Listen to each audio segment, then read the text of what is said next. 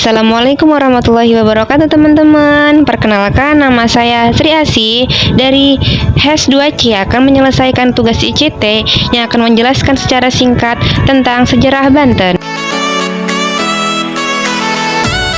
Pada tahun 1552, Kesultanan Banten diserahkan kepada Sultan Maulana Hasanuddin Banten, putra dari Sunan Gunung Jati. Sultan Hasanuddin Banten kemudian dianggap sebagai peletak dasar dan sukta pertama Kesultanan Banten.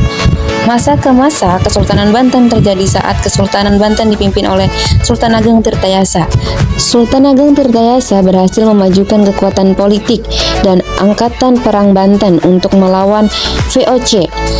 Hal itulah yang mendorong kolonial Belanda melakukan politik adu domba sehingga akhirnya Kesultanan Banten harus menyerahkan kedaulatan kepada VOC. Baik, di sini saya akan menjelaskan tentang Kesultanan Banten. Kesultanan Banten adalah sebuah kerajaan Islam yang didirikan oleh Sunan Gunung Jati atau yang dikenal dengan nama lain Syarif Hidayatullah.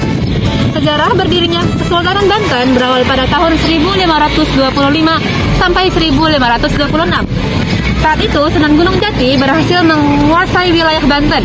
Sejak itulah Kesultanan Banten tumbuh menjadi kerajaan Islam yang pusat pemerintahnya terletak di ujung pulau Jawa. Tetap simak video selanjutnya ya guys. Selanjutnya saya akan menjelaskan tentang keraton atau benteng yang disebut dengan nama Srosoan. Perkiraan berdiri pada abad ke-17. Keraton atau benteng ini bukanlah tempat tinggal sultan yang pertama didirikan di Banten. Tempat tinggal Sultan Banten yang pertama diduga didirikan di dekat Karangantu.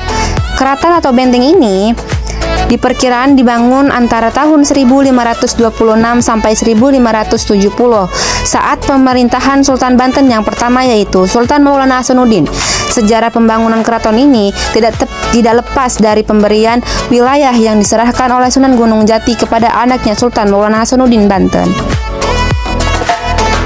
Baik, mungkin hanya itu saja yang dapat saya sampaikan. Kurang lebihnya mohon maaf. Wabillahi taufiq wal hidayah. Wassalamualaikum warahmatullahi wabarakatuh.